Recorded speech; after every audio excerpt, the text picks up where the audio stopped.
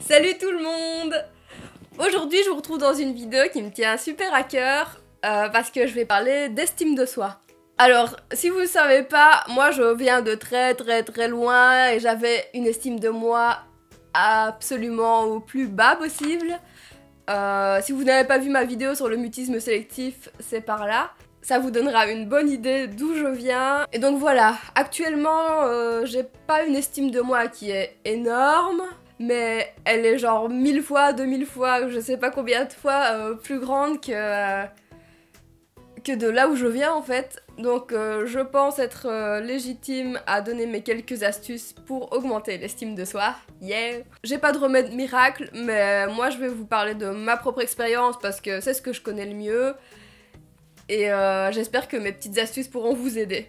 Alors, pour commencer, je vais d'abord reprendre un point que j'avais déjà pris dans ma vidéo du mutisme sélectif. C'est de faire des petites choses pas à pas selon nos propres capacités. Ça peut paraître de rien comme ça, mais en fait, quand il y a quelque chose qu'on n'arrive pas à faire, il suffit qu'on arrive à le faire une fois pour se dire c'est bon, je l'ai fait et maintenant je pourrais le refaire encore et encore.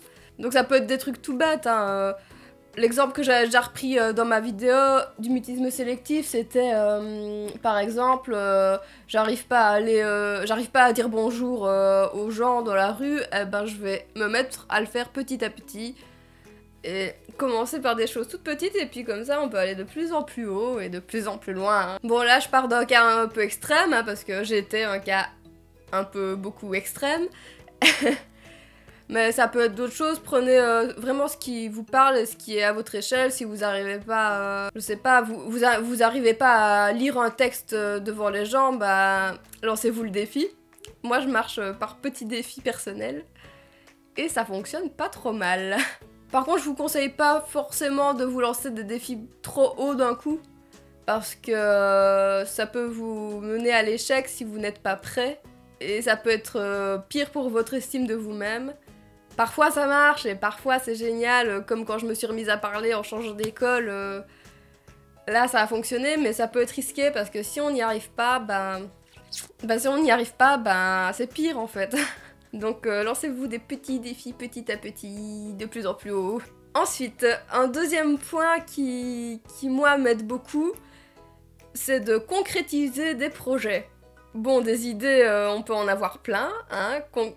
Clairement, j'ai plein d'idées que je note dans des carnets et que je ne fais pas du tout. Mais le fait de concrétiser des projets, et si possible, des projets à court terme, ça nous valorise en fait, parce que quand on arrive à finir quelque chose, par exemple, je me dis « Ah, j'ai envie d'écrire un poème sur tel sujet ».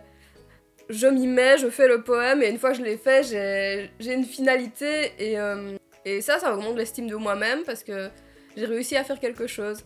Et les projets à long terme peuvent fonctionner aussi, mais je pense que c'est très important d'avoir aussi des projets à court terme. Parce que ça nous valorise beaucoup plus régulièrement, alors qu'un projet à long terme, bah, il faut attendre parfois des mois ou des années avant d'être valorisé, et c'est très compliqué. Ouais, voilà, comme par exemple faire mes vidéos pour YouTube, bah, là c'est plutôt du court terme, parce qu'il me faut quelques jours pour faire une vidéo, le temps de tourner, de monter, ou de me renseigner, ou d'écrire mes idées, enfin voilà. C'est du court terme, et à chaque fois que je termine une vidéo, bah, je me sens bien et je fais « Yes !» C'est fait. Donc trouvez-vous des projets à court terme, peu importe le domaine, des projets qui vous tiennent à cœur et qui vous font du bien, tout simplement. Troisième astuce, apprendre à se connaître soi-même.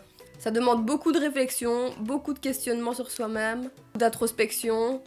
En fait, c'est super important de savoir ce qu'on aime, ce qu'on veut, nos passions, parce que je pense que pour avoir une meilleure estime de soi-même, toutes ces petites clés-là, aide à pouvoir se mettre en avant, à pouvoir dire oui moi j'aime ça et puis aller discuter avec quelqu'un de quelque chose qu'on aime. Et c'est pas forcément évident de trouver ces clés là soi-même, donc mon quatrième conseil serait de, si vraiment votre estime de vous-même est au plus bas, de vous renseigner sur une formation en confiance en soi, parce que ça existe.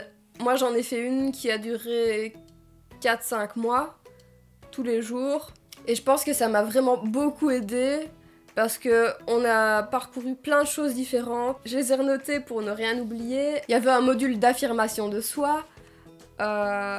Donc oui, où on apprend à chercher ce qu'on aime, ce qu'on veut, etc. etc. Il y avait un module de vie en groupe. Et ça force à aller parler de soi-même à un groupe. C'est pas forcément évident. C'est des moments très très émouvants parce que on se retrouve face à des personnes qui dévoilent des bouts de leur vie qui sont pas forcément faciles. Et on se dévoile aussi. Et donc il faut être quand même un minimum prêt à ça. Je pense que cette formation peut faire du bien à beaucoup de monde, mais qu'il faut quand même être prêt parce que ça marche pas avec tout le monde. Faut avoir envie d'aller vers les autres déjà de base, même si on n'ose pas, parce que moi j'avais vraiment très très peur, mais l'envie était là en fait. Et si vous avez envie, bah, vous pouvez y aller. Donc il y avait aussi un module sur le corps, où on avait fait un peu de yoga, des choses comme ça, pour se retrouver en lien avec son corps, parce qu'il y a beaucoup de personnes qui se détachent aussi de leur corps, et c'est important, je pense, d'être en lien avec son corps. C'est quand même ce qui nous porte et ce qui nous fait vivre chaque jour. Il y avait aussi un module en expression créative. Ça, j'ai adoré, on a fait plein de choses. On a fait, par exemple, ici c'était de l'écriture automatique, où j'ai écrit vraiment en partant du centre. C'était sur la fin de la formation, ça. On devait commencer par je sors graduellement de la formation en partant vers nanani nanana, et là on partait en écriture automatique et on écrivait le plus vite possible tout ce qui nous passait par la tête. Et, on a fait plein de choses, on a fait de la sculpture, du théâtre. C'est comme ça que j'ai commencé le théâtre d'ailleurs. C'est en passant par cette formation que je me suis retrouvée à faire du théâtre parce qu'il y avait un module où j'ai rencontré une personne formidable d'une compagnie de théâtre qui en a profité pour nous dire qu'elle créait un groupe et que c'était ouvert à tout le monde. Et j'avais laissé mes coordonnées. C'est vraiment chouette parce que c'est une idée qui m'était déjà passée par l'esprit plusieurs fois de faire du théâtre, parce que je me disais que ça pourrait que me faire du bien, mais j'avais jamais osé. Et passer par cette formation où j'ai pas eu trop le choix de participer un peu à tous les modules. Enfin, j'ai pas eu trop le choix, mais en même temps, on y allait vraiment graduellement, et c'est ça qui est chouette. Et ouais, du coup, c'est comme ça que je me suis retrouvée à faire du théâtre. Et en fait, passer par ce genre de formation, on peut peut-être avoir un truc qui nous passionne plus qu'un autre, et ça peut nous aider du coup à aller ailleurs ensuite. J'aurais pu m'accrocher à la sculpture et aller m'inscrire à un club de sculpture par exemple, et faire des nouvelles rencontres et se perfectionner dans un milieu pour augmenter l'estime de soi-même aussi, ça c'est pas mal. Donc dans la formation, il y avait aussi un module de système D. En fait c'était une formation pour les femmes, et le système D c'était de faire soi-même ce qu'on n'a pas l'habitude de faire en tant que femme. Enfin ça dépend des femmes bien sûr, mais de manière générale on n'est pas beaucoup à aller percer soi-même des trous dans les murs ou faire tous ces travaux manuels qu'on laisse toujours aux hommes alors qu'on pourrait très bien le faire nous-mêmes.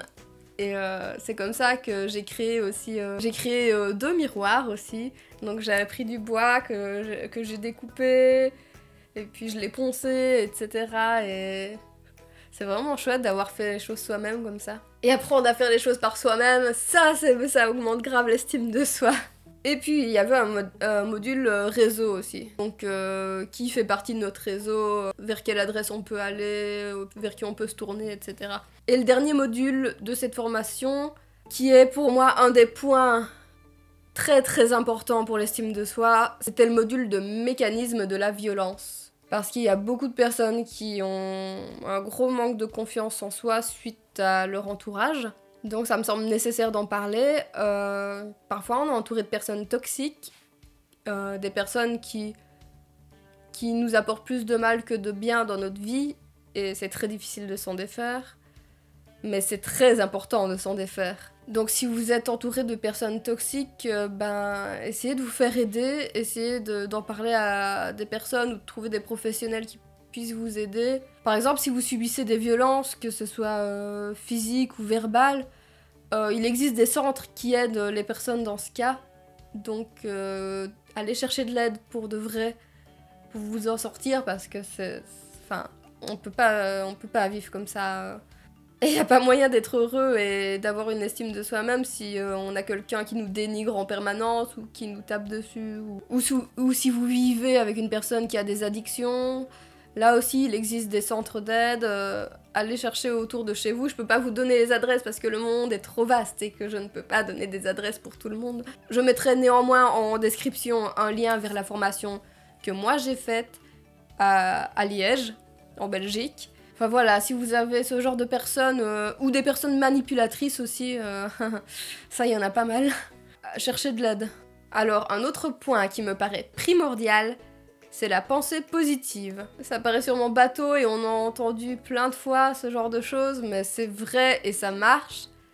C'est d'essayer de virer petit à petit nos pensées négatives pour les remplacer par des pensées positives. On est souvent nous-mêmes la personne qui nous juge le plus durement, et c'est pas bon pour soi en fait. Souvent on va se critiquer, dire oh là là, oh je suis vraiment trop grosse, oh j'ai un trop gros cul, ou je sais pas quoi, enfin des choses qu'on pense sur nous-mêmes et qu'on penserait même pas par rapport aux autres. On est souvent beaucoup plus dur avec soi-même qu'on l'est avec les autres, et c'est bien d'apprendre à être plus sympa avec soi-même quand même. La seule personne qu'on est obligé de côtoyer toute notre vie, c'est nous-mêmes, alors soyons gentils avec nous-mêmes. Je sais, c'est pas facile et en fait, c'est des habitudes à prendre et ça prend du temps parce que quand on a l'habitude de penser plein de choses négatives sur nous, il faut vraiment des mois, des années pour essayer de changer notre pensée. Et passer par une formation comme je l'ai fait, ça aide vraiment à avoir ces clés-là et à s'habituer parce que, enfin, dans la formation à laquelle j'étais en tout cas, on était plongé pendant des mois où dès qu'on sortait des choses négatives sur nous-mêmes, eh ben on nous disait attention là, enfin on nous faisait prendre conscience de ce qu'on disait et juste d'avoir des gens qui nous aident pendant des mois à prendre conscience de ce qui est négatif, ce qu'on pourrait enlever pour se sentir mieux. Ah bah ça aide à s'habituer à le faire en fait. Je sais que moi parfois j'ai des moods où mon estime de soi replonge un coup comme ça et là je suis pas super sympa avec moi-même. Mais quand je m'en rends compte et que j'essaie de relever la pente, bah ça va tout de suite plus vite parce que je me suis habituée à le faire. Alors qu'il y a des années d'ici, bah, quand je plongeais très longtemps. Parce que j'avais pas pris l'habitude d'avoir des pensées plus positives. Alors, une autre astuce, bon ça aussi je le tire de la formation que j'ai faite, comme quoi elle m'a vraiment pas mal aidée, hein, celle-là. Ça c'est un petit jeu que vous pouvez faire avec des personnes de votre entourage par exemple. C'est que chacun et chacune écrivent pour chaque personne d'un groupe par exemple. Vous pouvez le faire que par deux ou plus, mais plus il y a de personnes, plus ça va faire de petits messages sympas. C'est donc d'écrire quelque chose qu'on aime chez les autres. Si vous avez tout un groupe, par exemple, vous écrivez un petit mot pour chaque personne du groupe, et chaque personne du groupe vous aura aussi écrit un mot en retour. Et c'est chouette parce que ça permet de voir un peu ce que les gens perçoivent de nous de façon positive. On avait fait ça lors de ma formation, et j'ai toujours gardé ces petits mots-là. Je les ai collés sur une feuille bien vive, histoire d'attirer mon regard et que je les lise de temps en temps. Par exemple, ça c'est les mots qu'on m'avait renvoyés pour moi. Donc c'est très personnel, mais enfin je peux vous les lire parce que de toute façon ils sont écrits anonymement. Ça aussi c'est chouette de le faire anonymement parce que... Enfin c'est pas obligatoire, mais c'est chouette de le faire anonymement parce que comme ça on va pas se restreindre à ce qu'on va écrire, je pense.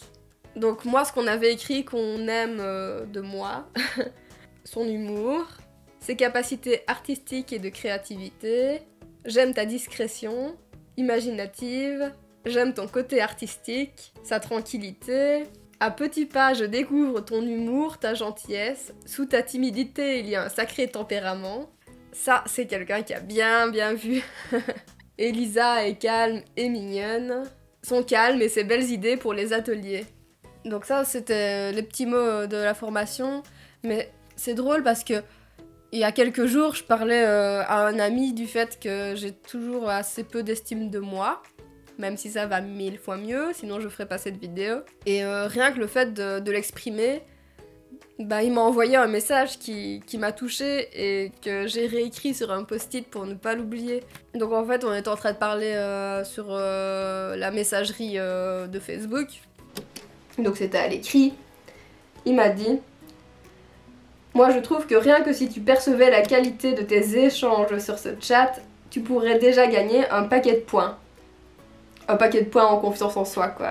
En termes d'ouverture d'esprit, de qualité de com, d'humour, de finesse.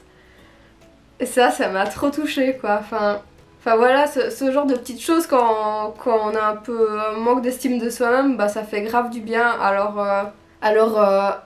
un des derniers points que je vais aborder, bah, c'est de s'entourer des bonnes personnes. Les personnes qui nous font du bien, les personnes qui nous apportent du positif.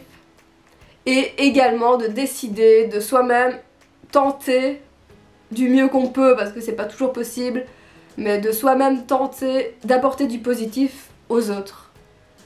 Parce que si nous on apporte du positif, ils vont être de bonne humeur et les autres vont aussi nous apporter du positif et de fil en aiguille, bah, tout le monde va être beaucoup plus heureux et beaucoup plus positif et augmenter l'estime d'eux-mêmes et...